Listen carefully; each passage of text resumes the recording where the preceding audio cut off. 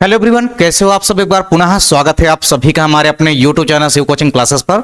उम्मीद करता हूं आप सभी मस्त होंगे, बेहतर होंगे, आप सभी की पढ़ाई अच्छे से चल रही होगी। तो देखिए आज की इस वीडियो में यहाँ पे हम 100 इंपोर्टेंट क्वेश्चन देखने वाले हैं। यानी ये सारे के सारे 100 इंपोर्टेंट क्वेश्चन वन लाइन वाले क्वेश्चन आंसर हैं, जो कि आपके पेपर के पॉइंट ऑफ व्यू से काफी इंपोर्टेंट है। तो एक वाक्य में उत्तर वाले सारे के सारे इंपोर्टेंट क्वेश्चन है।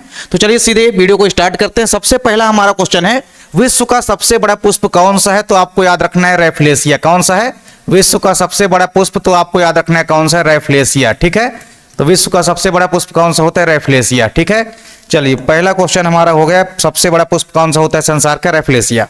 अगला क्वेश्चन है, सबसे लंबी वर्तिका एवं वर्तिकाग्र वाले पौधे का नाम लिखना है। तो आपको याद रखना है मक्का। मक्का का जो पौधा होता है, इसकी वर्तिका व वर्तिकाग्र सबसे लंबे होते हैं। ये क्वेश्चन सेम रिपीट हो गया, विश्व का सबसे बड़ा पुष्प, तो आपको याद रखना है रैफलेशिया। अगला क्वेश्चन है, उस हार्मोन्स का नाम बताना है जो कि अंडाशय को फल में विकसित होने हेतु उत्प्रेरित करता है। ठीक है, तो आपको याद रखना है ऑक्सिन हार्मोन्स। कौन सा हार्मोन्स? Auxin hormones.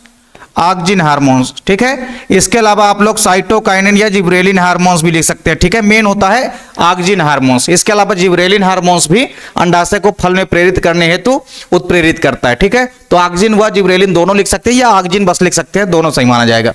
अगला क्वेश्चन है, पुष्पीय पादपों में भ्रूण पोष की सूत्र गुणिता क्या होती है? तो भ्रूण पोष कैसा होता है? तो भ्रूण पोष आपको याद रखना है कैसा होता है? त्रिगुणित होता है। ठीक है, जो एंडोस्पर्म होता है इसकी सूत्र गुणिता कैसी होती है? त्रिगुणित होती है। अगला क्वेश्चन है, साल्विया में होने वाला कीट परागण कहलाता है। तो कीट परागण क्या कहलाता है? तो आपको याद रखना है एंटोमोफिली। क्या कहलाता है? एंटोमोफिली। ठीक है, कीट परागण कहलाता है एंटोमोफिली। ठीक है, चलिए तो इन क्वेश्चनों का आप स्क्रीनशॉट ले सकते हैं। इसके बाद हमारे अगले क्वेश्चन है, बीजांड का वह स्थान जहां पर बीजांड जो है व्रंत से जुड़ा होता है। ठीक है, उस स्थान को हम क्या कहते हैं? तो उस स्थान को हम बोलते हैं क्या? हाइलम। क्या बोलते हैं? उस स्थान को हम बोलते हैं हाइलम, या हिंदी में आप लोग लिखना चाहें तो आप लोग लिख सकते हैं नाभिका। ठीक है, हाइलम या नाभिका कहते हैं। ठीक है, अगला क्वेश्चन है, परागकणों का अंतःचोल किसका बना होता है? ठीक है, तो जो परागकण या पोलन ग्रेन होते हैं, इसका अंतःचोल किसका बना होता है? इसका अंतःचोल बना होता है पेक्टिन व सेल्यूलोज का। किसका बना होता है? पेक्टिन व सेल्यूलोज का बना होता है। ठीक है, पेक्टिन व सेल्यूलोज का बना होता है। चलिए अगला क्वेश्चन है, परागकण के अध्ययन को क्या कहते हैं? तो परागकण के अध्ययन को हम क्या कहते हैं? पेलिनोलॉजी कहते हैं। ठीक है, परागकण के अध्ययन को हम क्या कहते हैं? पेलिनोलॉजी। ठीक है, पेलिनोलॉजी। अगला क्वेश्चन है हमारा, वेलिसनेरिया में कौन सा परागण होता है? तो आपको याद रखना है वेलिसनेरिया में किसके द्वारा परागण होता है? तो वेलिसनेरिया में जल परागण होता है। नेक्स्ट क्वेश्चन है, द्विनिषेचन प्रक्रिया की खोज किसने की थी? तो आपको याद रखना है एस.जी. नवास्चिन। किसने की थी? द्विनिषेचन की प्रक्रिया की खोज किसने की थी? नवास्चिन नामक साइंटिस्ट ने की थी। ठीक है, नवास्चिन ने। अगला क्वेश्चन है, परागकण की बाह्य भित्ति कहलाती है। तो परागकण की जो आउटर लेयर होती है क्या कहलाती है? ये कहलाती है बाह्य चोल। क्या कहलाती है? ये कहलाती है बाह्य चोल। ठीक है, बाह्य चोल या आप एक्साइन भी लिख सकते हैं। ठीक है, बाह्य चोल या एक्साइन। ठीक, चलिए अगला क्वेश्चन है, अलैंगिक जनन में जनकों की संख्या कितनी होती है? तो एसेक्सुअल रिप्रोडक्शन में कितने जनक होते हैं? केवल और केवल एक। अगला क्वेश्चन है, परागकण की बाहरी भित्ति बनी किसकी होती है? यहां पे पूछा गया है, तो आपको याद रखना है स्पोरोपोलेनिन की। किसकी बनी होती है? स्पोरोपोलेनिन की। ठीक है, स्पोरोपोलेनिन आपको याद रखना है। जो परागकण की आंतरिक भित्ति होती है वो पेक्टिन व सेल्यूलोज की बनी होती है, जबकि परागकण की बाहरी भित्ति जो है ये स्पोरोपोलेनिन की बनी होती है। तो चलिए इसका भी आप लोग जल्दी से स्क्रीनशॉट ले लीजिए। अगला क्वेश्चन है हमारा, सेब किस प्रकार के फल का उदाहरण है? तो आपको याद रखना है सेब जो है ये एक कोट फल का उदाहरण है। किसका? कोट फल, या आप आभासी फल भी लिख सकते हैं। ठीक है, तो कोट फल या आभासी फल का उदाहरण है। अगला क्वेश्चन है, सर्टोली कोशिकाएं कहां पाई जाती है? तो सर्टोली कोशिकाएं कहां पाई जाती है भैया? टेस्टिस यानी कि वृषण के अंदर पाई जाती है। कहां पाई जाती हैं? तो ये वृषण के अंदर पाई जाती हैं। नेक्स्ट क्वेश्चन है, हाथी का औसत गर्भकाल कितने दिनों का होता है? तो हाथी का औसत गर्भकाल कितने दिनों का होता है? 641 दिनों का। कितना? 641 दिनों का। निषेचन की क्रिया कहां होती है? तो आपको याद रखना है भैया अंडवाहिनी में। कहां होती है? अंडवाहिनी, या आप फैलोपियन ट्यूब भी लिख सकते हैं। ठीक है, तो अंडवाहिनी में निषेचन होता है। ठीक है, कहां होता है? अंडवाहिनी। अगला क्वेश्चन है, फीटस को पोषण प्रदान करता है। तो आपको याद रखना है कौन प्रदान करता है भैया? तो अपुरा या प्लेसेंटा। कौन प्रदान करता है? अपुरा या प्लेसेंटा। ठीक है, अपुरा लिख सकते हैं या प्लेसेंटा। अगला क्वेश्चन है कि वृषण में किन कोशिकाओं द्वारा लिंग हार्मोन्स निर्मित होते हैं? तो वृषण में किन कोशिकाओं द्वारा लिंग हार्मोन्स निर्मित होते हैं? तो आपको याद रखना है लीडिंग कोशिकाओं द्वारा, ठीक है। लीडिंग कोशिकाएं जो है टेस्टोस्टेरॉन हार्मोन्स का सिक्रेशन करती हैं। अगला क्वेश्चन है सोमनिफेरस नलिकाएं कहां पाई जाती है? तो आपको याद रखना ये भी कहां पाई जाती हैं? वृषण के अंदर पाई जाती हैं। और इन्हीं सोमनिफेरस नलिकाओं के अंदर ही क्या होता है? शुक्राणुओं का निर्माण होता है। अगला क्वेश्चन है शुक्राणुओं का परिपक्वन कहां होता है? तो शुक्राणुओं का परिपक्वन कहां होता है? एपिडिडाइमिस में। कहां? एपिडिडाइमिस, या आप लिख सकते हैं अधिवृषण, ठीक है। तो अधिवृषण लिख सकते हैं आप, या अधिवृषण, या आप एपिडिडाइमिस भी लिख सकते हैं, ठीक है। अधिवृषण, या आप क्या लिख सकते हैं? एपिडिडाइमिस, ठीक है। एपिडिडाइमिस, ठीक है। एपिडिडाइमिस, ठीक है। तो एपिडिडाइमिस या अधिवृषण के अंदर शुक्राणुओं का परिपक्वन यानी कि मैचुरेशन होता है, ठीक है। तो इनका भी आप लोग स्क्रीनशॉट ले सकते हैं। अगला क्वेश्चन है मनुष्य के 28वें दिन के अंडाशय चक्र में अंडोत्सर्ग कब होता है? तो आपको याद रखना है अंडोत्सर्ग कब होता है? 14वें दिन होता है, ठीक है। कब होता है? 14वें दिन होता है। अगला क्वेश्चन है अपनी ही तरह की नई पीढ़ी के जीवों को उत्पन्न करने की क्रिया क्या कहलाती है? तो यह कहलाती है रिप्रोडक्शन यानी कि प्रजनन। क्या कहलाती है? प्रजनन कहलाती है यानी कि रिप्रोडक्शन। अगला क्वेश्चन है ग्राफियन फॉलिकल से अंड के बाहर निकलने की प्रक्रिया क्या कहलाती है? ठीक है। तो ग्राफियन फॉलिकल से अंड के बाहर निकलने की प्रक्रिया क्या कहलाती है? ओवुलेशन यानी कि अंडोत्सर्ग कहलाता है। क्या कहलाता है? अंडोत्सर्ग कहलाता है। चलिए अगला क्वेश्चन है मानव गर्भावस्था कितने दिनों की होती है? तो आपको याद रखना है 270 से लेकर के 280 दिनों की होती है, ठीक है। कहीं कहीं पे डायरेक्ट 280 लिखा है तो आप 280 भी लिख सकते हैं या आप 270 भी लिख सकते हैं, सब आपका सही माना जाएगा, ठीक है। तो 270 से 280 दिनों की होती है। अगला क्वेश्चन है किस अंग में कार्पस ल्यूटियम का निर्माण होता है? तो कार्पस ल्यूटियम का निर्माण कहां होता है भैया? ये होता है ओवरीज यानी कि अंडाशय के अंदर। कहां होता है कार्पस ल्यूटियम का निर्माण? अंडाशय के अंदर होता है। अगला क्वेश्चन है मनुष्य के शुक्राणु में कितने ऑटोसोम होते हैं? तो आपको याद रखना है 22 जोड़े। कितने ऑटोसोम होते हैं भैया? तो 22 जोड़े ऑटोसोम होते हैं, ठीक है। चलिए अगला क्वेश्चन है एक अंडाणु के निर्माण में कितने ध्रुवीय इकाई बनते हैं? तो एक अंडाणु के निर्माण में 3 पोलर बॉडी बनते हैं। कितने? 3 पोलर बॉडी बनते हैं। अगला क्वेश्चन है गैस्ट्रुला अवस्था में कितने जनन स्तर होते हैं? तो आपको याद रखना है 3। कौन कौन से? तो एक्टोडर्म हो गया, मेसोडर्म हो गया और एंडोडर्म हो गया, ठीक है। चलिए इसका भी आप लोग स्क्रीनशॉट लेना चाहते हैं तो ले सकते हैं। अगला क्वेश्चन है एक 50 वर्षीय स्त्री का रज चक्र समाप्त होना क्या कहलाता है? ठीक है, तो यह कहलाता है मोनोपॉज यानी कि रजोनिवृत्ति। क्या कहलाता है? मोनोपॉज यानी कि रजोनिवृत्ति कहलाता है, ठीक है। रजोनिवृत्ति या मोनोपॉज। अगला क्वेश्चन है यौवनारंभ पश्चात मनुष्य में कौन सा युग्मक जनन जीवन पर्यंत चलता है? तो युग्मक जनन 2 प्रकार का होता है, अंड जनन और शुक्र जनन। तो इसमें से आपको याद रखना है कि शुक्र जनन की जो प्रक्रिया होती है, ठीक है, शुक्र जनन यानी कि जिसको हम बोलते हैं स्पर्मेटोजेनेसिस, तो शुक्र जनन की जो प्रक्रिया होती है ना, ये जीवन पर्यंत चलती रहती है। चलिए अगला क्वेश्चन है गिफ्ट का आपको पूरा नाम बताना है, ठीक है, GIFT गिफ्ट का आपको पूरा नाम बताना है। तो गिफ्ट का पूरा नाम क्या हो जाएगा?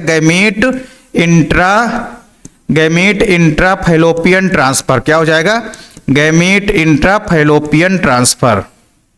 गैमीट इंट्राफैलोपियन ट्रांसफर, ठीक है। तो ये हो गया गिफ्ट का पूरा नाम।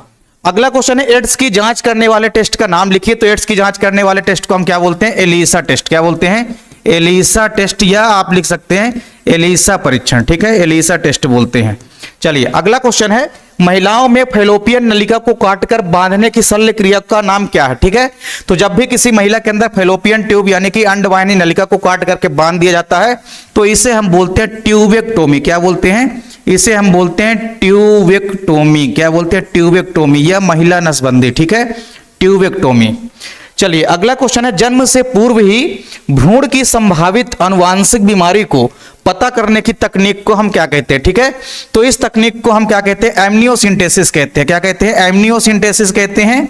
और एमनियोसिंटेसिस के माध्यम से हम क्या कर सकते हैं? भ्रूण के लिंग का पता लगा सकते हैं, ठीक है, एमनियोसिंटेसिस। तो एमनियोसिंटेसिस के माध्यम से हम कोई भी आनुवांशिक बीमारी का पता लगा सकते हैं भ्रूणीय अवस्था में, ठीक है, एमनियोसिंटेसिस, ठीक है, एमनियोसिंटेसिस, ठीक है। तो यहां पे आप थोड़ा सा बना लेंगे एमनियोसिंटेसिस, ठीक है, एमनियोसिंटेसिस, ठीक है, एमनियोसिंटेसिस। चलिए तो एमनियोसिंटेसिस विधि कहते हैं हम किसको? जन्म से पहले ही जिसके माध्यम से हम आनुवांशिक बीमारी का पता लगा सकते हैं। चलिए अगला क्वेश्चन है, मानव जनसंख्या वृद्धि का सिद्धांत किसने दिया था? तो आपको याद रखना है किसने दिया था? थॉमस आर माल्थस ने। किसने दिया था? थॉमस आर माल्थस ने। ठीक है, थॉमस आर माल्थस ने। थॉमस आर माल्थस ने जनसंख्या वृद्धि का सिद्धांत दिया था। अगला क्वेश्चन है कि एचआईवी के द्वारा होने वाला रोग का नाम लिखिए। तो एचआईवी के द्वारा कौन सा रोग होता है? तो आपको याद रखना है एड्स। कौन सा रोग होता है? एड्स रोग होता है एचआईवी के द्वारा। ठीक है, एड्स रोग होता है। चलिए अगला क्वेश्चन है, विश्व जनसंख्या दिवस कब मनाया जाता है? तो आपको याद रखना है 11 जुलाई। कब मनाया जाता है? 11 जुलाई को विश्व जनसंख्या दिवस मनाया जाता है। अगला क्वेश्चन है, लैंगिक संपर्क से होने वाले एक रोग का नाम लिखिए। तो आप लिख सकते हैं एड्स। क्या लिख सकते हैं? एड्स लिख सकते हैं आप, गोनेरिया, सिफिलिस, कुछ भी लिख सकते हैं। अगला क्वेश्चन है, जनसंख्या का अध्ययन क्या कहलाता है? तो जनसांख्यिकी कहलाता है, या आप डेमोग्राफी लिख सकते हैं। ठीक है, तो जनसंख्या का अध्ययन डेमोग्राफी या जनसांख्यिकी कहलाता है। अगला क्वेश्चन है, पुरुष में नसबंदी की शल्य क्रिया को हम क्या बोलते हैं? तो पुरुषों में जब नसबंदी की जाती है उसको हम क्या बोलते हैं? वैसेक्टोमी। क्या बोलते हैं? वैसेक्टोमी बोलते हैं। ठीक है, तो ये हो गया वैसेक्टोमी। अगला क्वेश्चन है, आईयूसीडी का पूरा नाम बताना है। तो आईयूसीडी का पूरा नाम क्या होता है? Intra uterine. यू फार क्या हो जाएगा? यूटेराइन। ठीक है, इंट्रा यूटेराइन। सी फार हो जाएगा कॉन्ट्रासेप्टिव। सी फार कॉन्ट्रासेप्टिव। ठीक है, कॉन्ट्रासेप्टिव। और डी फार हो जाएगा आपका डिवाइस। क्या हो जाएगा? डिवाइस। ठीक है, तो इंट्रा यूटेराइन कॉन्ट्रासेप्टिव डिवाइस, ये होता है आईयूसीडी का पूरा नाम। चलिए इसका भी स्क्रीनशॉट लेना चाहते हैं आप लोग तो ले सकते हैं। अगला क्वेश्चन है हमारा, परिवार नियोजन को अब किस नाम से जाना जाता है? तो आपको याद रखना है, परिवार नियोजन को अब हम परिवार कल्याण कार्यक्रम के नाम से जानते हैं। किसके नाम से? परिवार कल्याण कार्यक्रम के नाम से जानते हैं।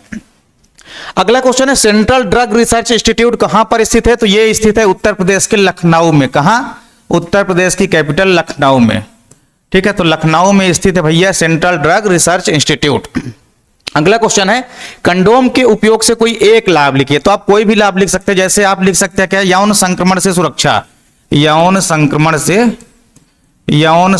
से सुरक्षा लिख सकते हैं आप। यौन संक्रमण से सुरक्षा। चलिए अगला क्वेश्चन है, एसटीडी का संपूर्ण रूप लिखना है। एसटीडी का आपको पूरा नाम लिखना है। तो आपको लिखना है सेक्सुअली, क्या लिखना है आपको? Sexually transmitted disease. Transmitted disease. ठीक है, ट्रांसमिटेड डिसीज। ठीक है, ट्रांसमिटेड डिसीज। तो सेक्सुअली ट्रांसमिटेड डिसीज यानी कि यौन संक्रमित रोग। ठीक है, तो एसटीडी का पूरा नाम होगा सेक्सुअली ट्रांसमिटेड डिसीज। अगला क्वेश्चन है, कैंसर के लिए उत्तरदायी जीन्स को हम क्या बोलते हैं? तो कैंसर के लिए उत्तरदायी जीन्स को हम बोलते हैं आंकोजीन। क्या बोलते हैं? आंकोजीन बोलते हैं। ठीक, अगला क्वेश्चन है कि मृत्यु दर एवं जन्म दर के प्रतिशत अनुपात को हम क्या बोलते हैं? तो आपको याद रखना है क्या बोलते हैं हम? जैविक इंडेक्स। क्या बोलते हैं? जैविक इंडेक्स बोलते हैं। ठीक है, जैविक इंडेक्स। अगला क्वेश्चन है कि एचआईवी का पूरा नाम आपको लिखना है। ठीक है, तो एचआईवी का पूरा नाम क्या हो जाएगा? एचआईवी का पूरा नाम क्या हो जाएगा? Human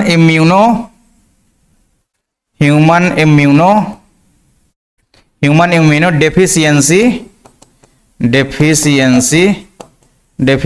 virus. ठीक है, ह्यूमन इम्यूनो डेफिशिएंसी वायरस, ये हो जाएगा एचआईवी का पूरा नाम, ह्यूमन इम्यूनो डेफिशिएंसी वायरस। चलिए इसके बाद हमारा अगला क्वेश्चन है, मानव में लिंग निर्धारण किस क्रोमोसोम के कारण होता है? तो आपको याद रखना है बाई क्रोमोसोम के कारण होता है। किसके कारण होता है? बाई क्रोमोसोम के कारण होता है।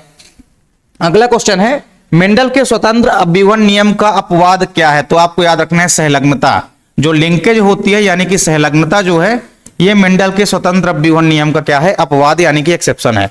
उस सिंड्रोम का नाम बताना है जिसमें डबल XY लिंग गुणसूत्र होते हैं, मतलब एक एक्स्ट्रा X गुणसूत्र आ जाता है, तो उस सिंड्रोम को हम क्या बोलते हैं? क्लाइनफेल्टर्स सिंड्रोम। क्या बोलते हैं? क्लाइनफेल्टर्स सिंड्रोम। ठीक है, क्लाइनफेल्टर्स सिंड्रोम। चलिए अगला क्वेश्चन है, लिंग सहलग्नता का कोई एक उदाहरण लिखना है। तो आप लिंग सहलग्नता का उदाहरण या तो वर्णांधता लिख सकते हैं, या तो आप लोग क्या लिख सकते हैं? हीमोफीलिया लिख सकते हैं। ठीक है, चलिए अगला क्वेश्चन है, लिंग गुणसूत्र को छोड़कर कोशिका के सभी गुणसूत्र क्या कहलाते हैं? तो लिंग गुणसूत्र को छोड़ करके कोशिका के बाकी सभी गुणसूत्र क्या कहलाते हैं? तो ये कहलाते हैं ऑटोसोम। क्या कहलाते हैं? ऑटोसोम कहलाते हैं। क्या कहलाते हैं? ऑटोसोम कहलाते हैं। ऑटोसोम। ठीक है, ऑटोसोम कहलाते हैं। अगला क्वेश्चन है ब्लीडर्स रोग का दूसरा नाम बताना है। तो ब्लीडर्स रोग को हम क्या बोलते हैं? हीमोफीलिया। ठीक है, हीमोफीलिया बोलते हैं, क्योंकि इस रोग में ब्लड जो है लगातार निकलता रहता है। ठीक है, इसलिए इसको हम हीमोफीलिया भी बोलते हैं। अगला क्वेश्चन है बाई क्रोमोसोम की खोज किसने की थी? तो बाई क्रोमोसोम की खोज की थी स्टीवेंस ने। किसने की थी? स्टीवेंस नामक साइंटिस्ट ने बाई क्रोमोसोम की खोज की थी। अगला क्वेश्चन है क्रोमोसोम की खोज किसने की थी? तो 1875 में किसने की थी? स्ट्रासबर्गर ने। ठीक है, स्ट्रासबर्गर। ठीक है, स्ट्रासबर्गर ने क्रोमोसोम की खोज की थी। ठीक है, तो ये भी आप लोग स्क्रीनशॉट ले सकते हैं। अगला क्वेश्चन है हमारा, जब एक जीन 2 या 2 से अधिक लक्षणों को निर्धारित करता है तो उसे हम क्या कहते हैं? ठीक है, तो जब एक ही जीन कई सारे लक्षणों को निर्धारित करता है तो इस प्रक्रिया को हम क्या बोलते हैं? बहुप्रभाविता। क्या बोलते हैं? इस प्रक्रिया को हम बोलते हैं बहुप्रभाविता। ठीक है, बहुप्रभाविता। ठीक है, ये हो गया बहुप्रभाविता। अगला क्वेश्चन है अनुवंशिकी के जनक किसे कहते हैं? तो आपको याद रखना है ग्रेगर जॉन मेंडल। कौन है अनुवंशिकी के जनक भैया? तो ये तो आपको वैसे भी 6वीं 7वीं 8वीं से आप पढ़ते हैं, ग्रेगर जॉन मेंडल। ठीक है, ग्रेगर जॉन मेंडल। अगला क्वेश्चन है जब एक जीन दूसरे जीन के प्रभाव को ढक देता है तब इस घटना को क्या कहा जाता है?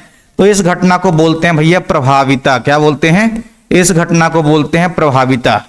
अगला क्वेश्चन है कौन सा आरएनए जो है बहुत कम समय के लिए होता है? तो आपको याद रखना है एमआरएनए यानी कि मैसेंजर आरएनए। ठीक है, ये बहुत कम समय के लिए होता है। अगला क्वेश्चन है किसी कोडान में नाइट्रोजीनस क्षारों की संख्या कितनी होती है? तो आपको याद रखना है 3 होती है। अगला क्वेश्चन है प्रथम प्रयोगशाला में कृत्रिम जीन बनाने वाले वैज्ञानिक का नाम क्या है? तो आपको याद रखना है एच.जी. खुराना। क्या याद रखना है आपको? एच.जी. खुराना। ठीक है, एच.जी. खुराना यानी कि हरिगोविंद खुराना। ठीक है, क्या लिखना है आपको? हरिगोविंद खुराना या एच.जी. खुराना आप लिख सकते हैं। ठीक है, इन्होंने सबसे पहले प्रयोगशाला में कृत्रिम जीन्स का संश्लेषण किया था। ठीक है, तो आपको याद रखना है। चलिए अगला क्वेश्चन है आरएनए द्वारा डीएनए बनने की क्रिया क्या कहलाती है? तो डीएनए से जब आरएनए बनता है तो इसको तो हम ट्रांसक्रिप्शन बोलते हैं, और जब आरएनए से डीएनए बनेगा तो इसे हम क्या बोलेंगे? इसे हम बोलेंगे रिवर्स ट्रांसक्रिप्शन। क्या बोलेंगे? इसे हम बोलेंगे रिवर्स ट्रांसक्रिप्शन। Reverse transcription. क्या बोलेंगे? Reverse transcription. अगला क्वेश्चन है ऐसा रोग जो अनियंत्रित कोशिका विभाजन के कारण होता है? तो आपको याद रखना है कैंसर। कैंसर एक ऐसा रोग है भैया जो कि अनियंत्रित कोशिका विभाजन के कारण होता है। चलिए अगला क्वेश्चन है मिथियोनिन को कोडित करने वाला कोडान का नाम लिखिए। तो मेथियोनिन को कौन सा कोडान कोड करता है? AUG। AUG कोडान जो होता है ये मेथियोनिन नामक अमीनो एसिड को कोड करता है। अगला क्वेश्चन है डीएनए अणु को काटने वाले एंजाइम कहलाते हैं? तो आपको याद रखना है कौन से कहलाते हैं? Restriction enzyme. कौन से कहलाते हैं? Restriction enzyme. Restriction enzyme. ठीक है, रिस्ट्रिक्शन एंजाइम। ठीक है, ये रिस्ट्रिक्शन एंजाइम जो है डीएनए अणु को काटने वाले एंजाइम होते हैं, इनको आप प्रतिबंधन एंजाइम भी लिख सकते हैं। अगला क्वेश्चन है डीएनए फिंगरप्रिंटिंग तकनीक का विकास किसने किया था? तो आपको याद रखना है एलेक जेफ्रीज ने। किसने किया था? एलेक जेफ्रीज ने। ठीक है, एलेक जेफ्रीज। ठीक है, तो एलेक जेफ्रीज ने डीएनए फिंगरप्रिंटिंग तकनीक को विकसित किया था।